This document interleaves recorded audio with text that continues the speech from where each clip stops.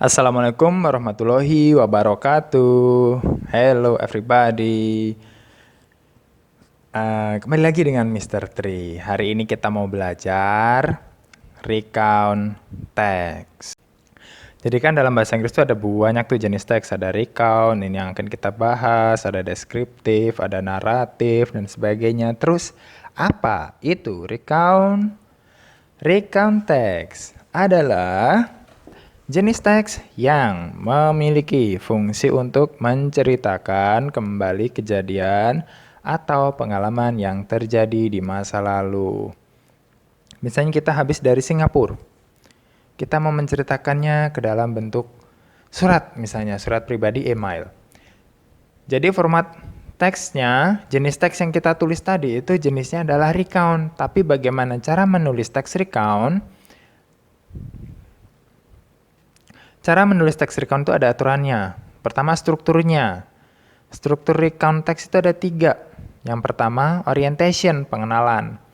Jadi pengenalan berupa informasi mengenai pelaku, waktu, tempat kejadian. Contohnya, yesterday I stayed at my friend's house. Kemarin saya menginap di rumah temanku. Di situ sudah ada 3 informasi itu untuk membuat sebuah orientation atau pengenalan teks. Ada pelaku, siapa? Saya. Ada waktu? Ada, kemarin, yesterday. Tempat kejadian? Ada, my friend's house. Sudah cukup.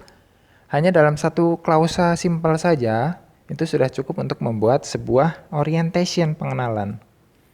Selanjutnya, bagian keduanya itu adalah events, cerita tentang kejadiannya. Dia ngapain sih kita ke tempat teman tadi? Nah, kira-kira begitu. Jadi, event ini bercerita atau berisi tentang pengisahan kejadian yang terjadi dalam urutan kronologis. Contohnya, when we first arrived at 8 a.m., we ate breakfast together. After that, we put our things in our bedroom. And then, we went to the garden and had some tea. Jadi kejadiannya ini berurutan kronologis. Pertama datang jam 8 pagi, sarapan bareng, setelah itu meletakkan barang di kamar, kemudian kami semuanya itu pergi ke taman belakang dan minum teh bersama-sama. Urutannya kronologis. Bagian ketiganya itu reorientation atau mengulang lagi, merangkum kejadian, atau juga bisa berisi kesan personal terhadap peristiwa yang terjadi tadi. Contohnya, we finally went to bed around 2 a.m. It was late, but we had so much fun. Jadi merangkumnya tuh. Endingnya, we finally went to bed around 2 a.m. Kesannya, it was late, but we had so much fun. Kita senang banget di sana. Itu kesan personal. Kemudian, ciri-ciri recount text, apa saja sih isi recount textnya itu? Jadi menggunakan kalimat bentuk past tense. Past tense itu digunakan untuk menyatakan kegiatan yang terjadi di masa lampau. Sudah dibahas sebelumnya, bisa lihat di video sebelumnya tentang simple past. Kita ulangi lagi di sini nggak apa-apa, biar nanti lebih clear, lebih jelas. Past verbnya, bentuk verbalnya. Ada go, when, bentuk keduanya, visit bentuk pertamanya, visited. Nah, yang digunakan dalam past tense itu yang di garis bawah. Past verbnya, contohnya, I visited my grandmother untuk bentuk verbalnya. I was very happy, itu untuk bentuk nominalnya. Ada verbal, ada nominal, nanti kita bahas di belakang. I visited, bentuk kedua, mengunjunginya kapan? Waktu lampau, karena menggunakan ed, tambahan ed itu bentuk past. Was juga, kalau menggunakan am tulisannya, I am very happy itu happy-nya sekarang. Kalau I was very happy, happy-nya dulu. Misalnya waktu ngunjungin nenek tuh. Saya dulu mengunjungi nenek. Waktu itu saya merasa bahagia, kira-kira begitu kalau kita menceritakannya dalam bahasa Indonesia. Kalau dalam bahasa Inggris tidak perlu kita menggunakan waktu itu sebenarnya. Kalau dalam bahasa Indonesia kan kita tambahkan. Dulu, tadi, kalau dalam bahasa Inggris cukup menggunakan bentuk kedua atau simple past. maka orang yang kita ajak bicara sudah paham kalau kita itu sedang menceritakan kejadian masa lampau. Kemudian yang bentuk verbal kita bahas di sini. Verbal itu kalimat yang menggunakan kata kerja bentuk kedua, yang action tuh. Yang kenapa action? Karena umumnya menyatakan suatu kegiatan yang melibatkan fisik. Jadi bentuk verbal, verb menggunakan kata kerja yang berhubungan fisik. Umumnya loh ya, walaupun ada segelintir nanti yang termasuk verbal walaupun dia tidak melibatkan fisik. Contohnya menyukai, mengingat. Ya, fisiknya itu saraf otak kayaknya, tetap dalam bentuk fisik. Rumusnya, subjek diikuti kata kerja bentuk kedua. I visited my grandmother last year. Krakatoa erupted in 1883. Soekarno declared Indonesia's independence on 7 August 1945. Saya mengunjungi nenek tahun lalu. Krakatoa itu, bahasa Inggrisnya Krakatau kan Krakatoa. Erupsi atau meletus tahun 1883 ini yang pertama yang sampai gempar dunia, sampai asapnya kemana-mana, abu vulkaniknya itu.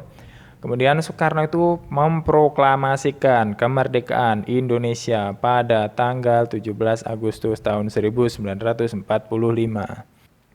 Nah, itu bisa menjadi awalan, ketiga kalimat ini menjadi awal untuk sebuah cerita. Nanti ke belakangnya ada runtutan kejadiannya. Selanjutnya, simple past bentuk nominal. Nominal itu tidak menggunakan kata kerja kedua tadi, tapi hanya menggunakan to be. Setelah to be diikuti informasi tentang keadaan suatu benda atau seseorang. Contohnya subjek plus was atau were diikuti keterangan atau BTS. Mr. Tree gunakan BTS di sini. Kenapa ini BTS ini agak terkenal kan kayaknya? Boleh komen di bawah. Saya adalah apa istilahnya ya? Saya adalah fans beratnya BTS, atau mungkin ada yang mau ngaku saya pernah mimpi ketemu BTS.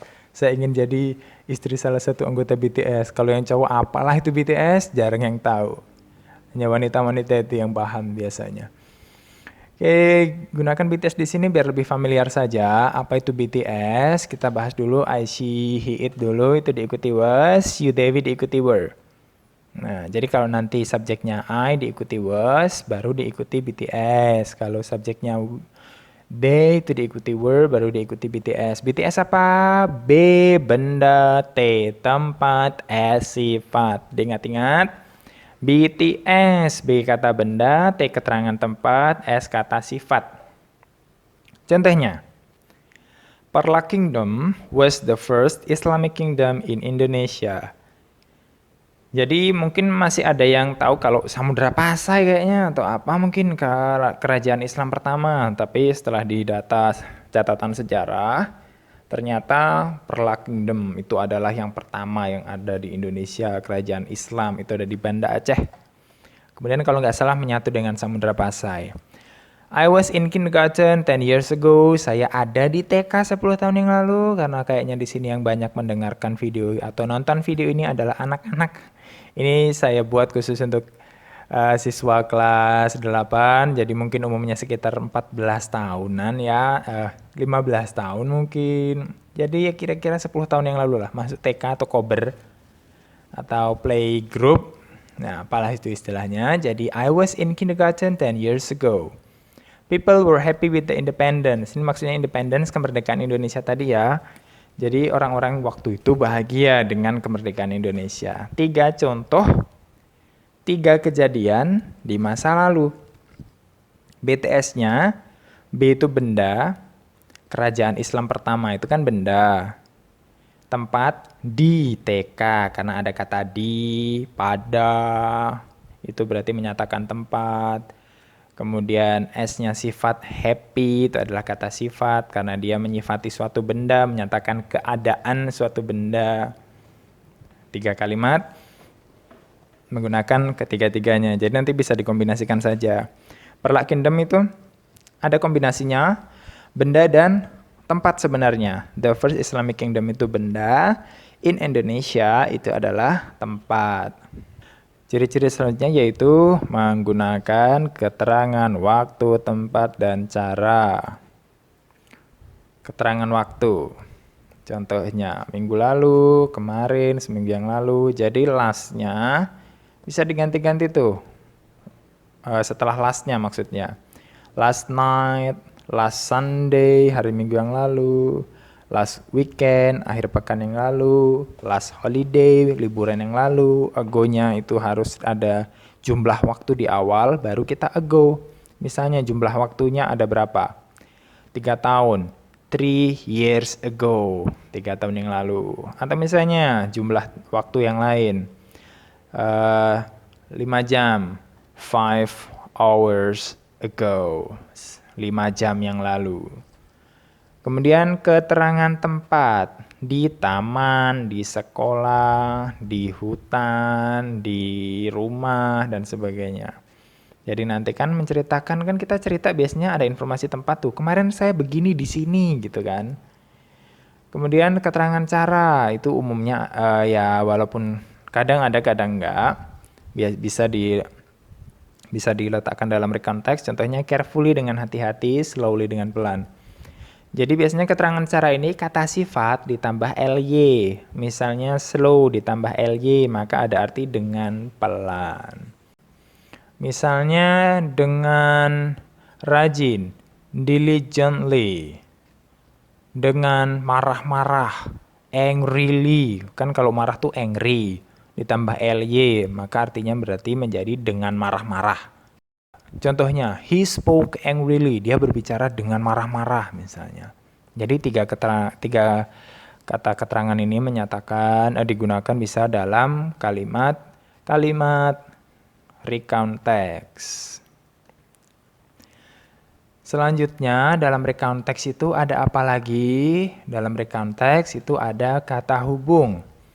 Kata hubung di sini berfungsi untuk mengait-ngaitkan tuh kalimat-kalimatnya dalam paragraf agar menjadi cerita yang runut. Runut kronologis. First, pertamanya, and then, kemudian, setelah itu, sebelumnya ngapain, ada apa, finally, akhirnya. Jadi dengan dengan kata-kata ini, kata hubung ini, maka kalimat-kalimat tadi bisa terhubung menjadi sebuah cerita yang secara kronologis ada urutannya. Pertama begini, kemudian begini. Itu yang digunakan untuk menceritakan suatu kejadian kan. Kita mau menceritakan sesuatu, misalnya saya waktu itu pergi ke pasar. Saya membeli pakaian, saya pulang. Kan gak enak. Kalau ditambahkan kata-kata hubung kan lebih enak didengarkan misalnya. Saya pergi ke pasar. Pertama saya membeli pakaian, setelah itu pulang. It's okay. Paling tidak itu lebih enak didengar ketika kita menceritakan sesuatu dengan kata hubung. Walaupun tadi hanya 3 kalimat, ya cukuplah kita hubungkan dengan kedua kata hubung tadi. Sekarang kita lanjut ke contoh recount text. I went to the beach with my cousin Rico. I was hungry but I did not bring my wallet. It was still in my bedroom, and then Rico asked me to get some lunch. He said that it was his birthday, so he told me to eat anything I wanted. After that, we went to a restaurant and I ate noodle and drank orange juice. Finally, we went home with full stomach. Ya, saya lapar. Ya mungkin awalnya belum lapar ya, diajak ke pantai itu sama sepupu saya mungkin lagi kita lagi main tempat sepupu ya. Si dia itu lagi main tempat sepupunya misalnya namanya Rico, diajak ke pantai sama Rico. Dilalah nyampe di pantainya saya kok kelaparan tuh, si dianya itu I-nya itu kelaparan. I was hungry katanya. I did not bring my wallet, enggak bawa dompet pula. Masih di kamar tadi nggak tak bawa, ketinggalan. Pakai kolor ke pantainya. Kemudian Rico ngajak saya makan. Waduh, kayak mana nih? Kemudian dia bilang tuh Rico-nya, kalau ini adalah hari ulang tahunnya, dah pas kan? Kemudian dia bilang pada saya, itu si penulis, he told me, dia bilang ke saya, untuk makan apapun yang saya pengen. Woi, lagi kaya tuh ulang tahun. Ya saya nggak tega lah mau makan banyak-banyak kan. After that, setelah itu kita pergi ke restoran. Saya makan mie dan minum orange juice, minum jus jeruk. Jadi biar nggak terlalu parah-parah ya kalau di traktir itu kira-kira kalau ngambil. Makan aja terserah apa aja ambil, tapi ya kira-kira nanti ambil semuanya lu pesen. Suruh ngambil apa aja semuanya dipesen, minumnya yang mahal-mahal, makan yang mahal ya nggak gitu amat sih ya. Yang standar aja. Kemudian akhirnya kita pulang dengan perut kenyang, perutnya full berisinya.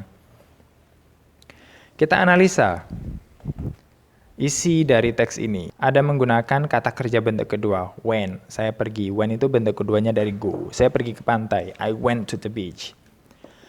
Rico asked. Rico mengajak. Itu menggunakan kata kerja bentuk kedua, action verb. Mengajak itu menggunakan fisik, tangannya gerak. I went menggunakan kaki, kakinya jalan. Atau tangannya nyetir mobil, kakinya nginjek pedal. Dan seterusnya. Kemudian I was hungry. Di kalimat itu tidak ada kata kerjanya. I was hungry. Saya lapar. Nah, kan gak ada kata kerja. Maka cukup gunakan was. Selanjutnya, it was. Dompetnya masih di kamar. Nah, dompetnya kan gak ada kata kerjanya. Dompetnya ada di kamar. Maka gunakan was. Lihat perbedaannya. Kalimat verbal, kalimat nominal. Bisa digunakan untuk menjelaskan atau kalimat verbal dan kalimat nominal bisa digunakan untuk menceritakan sesuatu. Bedanya, kalimat verbal itu menggunakan kata kerja hubungannya dengan fisik. Pergi tadi mungkin jalan kaki pakai kaki. Ask mengajak, bisa pakai tangan ngelambai-ngelambai, ayo sini. Atau mungkin ngomong aja langsung, ayo kita pergi. I was hungry, kita diem berdiri tapi keadaannya lapar. Kita cerita, I was hungry waktu itu. Dompetnya, it was still in my bedroom. Dua kalimat ini tidak menggunakan kata kerja. Oke, lihat bedanya ya. Lanjut. Tadi ada ciri-cirinya menggunakan kata hubung and then, after that, finally. Menghubungkan cerita biar runut. Easy lah itu ya, bisa paham. Sekarang bagian-bagiannya. I went to the beach with my cousin Rico. Ini termasuk ke dalam orientation. Mengenalkan. Mau nyeritain apa? Nyeritain cerita saya ke pantai bersama Rico. Walaupun gak nyeritain berenangnya, ini fokus nyeritain perut dia yang kosong, lupa bawa dompet. Nggak taunya di pantai ditraktir sama Rico. Pantainya gratis mungkin itu, makannya gratis karena Rico lagi ulang tahun. Kemudian endingnya apa tadi? Pengulangan atau kesannya. Reorientation. We went home with full stomach. Itu ending kan. Di dalamnya intinya sebelum dan setelah orientation dan sebelum reorientation itu isinya adalah event atau kejadian yang dialami oleh si penulis itu. Oke? Semoga bermanfaat. Thanks for watching. See you on my next video. Wassalamualaikum warahmatullahi wabarakatuh.